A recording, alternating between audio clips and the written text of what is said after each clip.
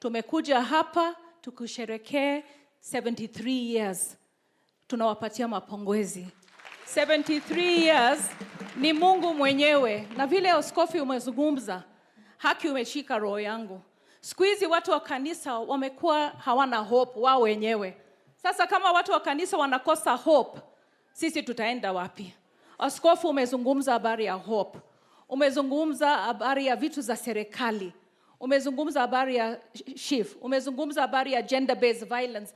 Umezungumza habari ya unity. Umesema lazima tuwe watu ambao tunaamini tutakuwa na hiyo uwezo ya kusurvive. Tusikose hope. Forward ever, backward never.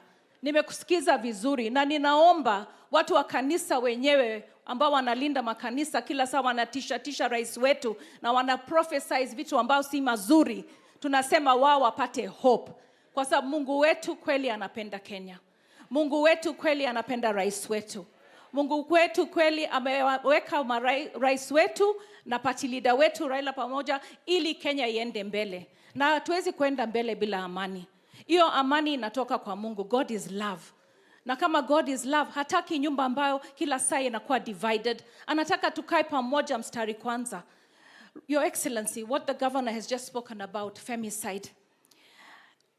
It's not a woman issue. Every time somebody is killed, women leaders are told, where are you? What are you doing? This is a national concern. You know, I saw your counterpart in South Africa actually remove bail completely. And I know it's a constitutional issue and it's a human rights issue, but sometimes we know the persons who are guilty are still being bailed and their cases are taking forever and they are walking scot-free and the woman has been killed, butchered, raped, defiled, dead. I really feel you should take this up. We need a squad. We dealt with terrorism with the terrorism squad. We need a squad in the police force to deal with femicide, to deal with sexual gender-based violence, because it is becoming very scary every single day. Alafu nataka kusema kwa mtandao, wajua kila saa, hata uwezi kujua kama kitu imetendezwa ili wapate likes au ni ukweli. Tafadhali, serikali ni yetu sisi sote. Tusiwe kila saa tunaangusha serikali yetu. Kama tunataka serikali ituchunge, pia sisi tuwe watu ambao tunaheshimu law and order. Hatuwezi kuwa watu ambao tunaweka vitu kwa mtandao ambao labda si haki. Alafu tunatusi serikali kutoka asubuhi mpaka jioni. We have to work together. Femicide, nataka wanaume wasimame. Waanze kuchunga wamama. Waanze kuchunga wasichana. Waanze kuchunga sisi kwa sababu the oldest woman in this country who's been raped is 83 years old. The youngest 5 months. Tuko na shida. Askofu lazima tuombe sana ili Mungu ageuze roho ya wanaume. Muanze kuchunga wamama na watoto wenu.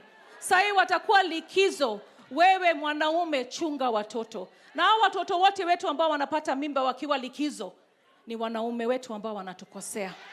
Wacheni wasichana wetu, wacheni watoto wetu, chunga mama. Mwanaume simama imara. Kwa sababu hata kama utashikwa na serikali, Mungu halali na anaona vile mnatenda. Lazima rais wa Kenya aheshimiwe. Kwa sababu sisi tulikuja tukaungana pamoja naye, tuko na broad based government. Na kama sisi watu ODM na wajumbe wa ODM, kiongozi wetu mkuu wamekaa pamoja na watu wetu wengine wakaingia kwa serikali kufanya kazi kama mawaziri. Kwa hivyo president wetu na vile mlichukua jukumu na kiongozi wetu Raila Amolo Odinga kuleta nchi pamoja, tunakusupport na wasupport 100%. Najua kuna viongozi wengine hawataki watu wa support broad based government yako na Raila. Na sisi tunasema mwelekeo wenyu 2027 ndio sisi tutafuata. Watu wawache fitina, watu wawache mambo ya roho chafu. Juzi muliona tukiwa pale bunge, watu wamesema wabunge wameenda kuimpeach deputy president. Na kumbuka wakati mwingine akisema Nairobi ni kabila moja. Sakaja kuzaliwa kuapply kuwa Mluya, na yeye ndio governor na tabaki kwa governor hapa. Mimi nimehudumu City Hall kama mayor na nilikuwa Mluya. Sitaogopa kujita Mluya. Mimi ni Mluya, nitabaki kwa Mluya. Lakini Kenya itabaki kwa ngapi? Kenya itabaki kwa ngapi? Rais, songa mbele, tuko nyuma yako, tutakusupport. Hakuna cha story hapa na pale. Watu waache story mingi. Rais, tutakusupport. Watu waache fitina. Wangapi wanasupport rais hapa? Tumekuja hapa tukusherekee 73 years. Tunawapatia mapongezi. 73 years ni Mungu mwenyewe. Na vile askofu umezungumza, haki umeshika roho yangu. Siku hizi watu wa kanisa wamekuwa hawana hope wao wenyewe. Sasa kama watu wa kanisa wanakosa hope, sisi tutaenda wapi? Askofu umezungumza habari ya hope. Umezungumza habari ya vitu za serikali.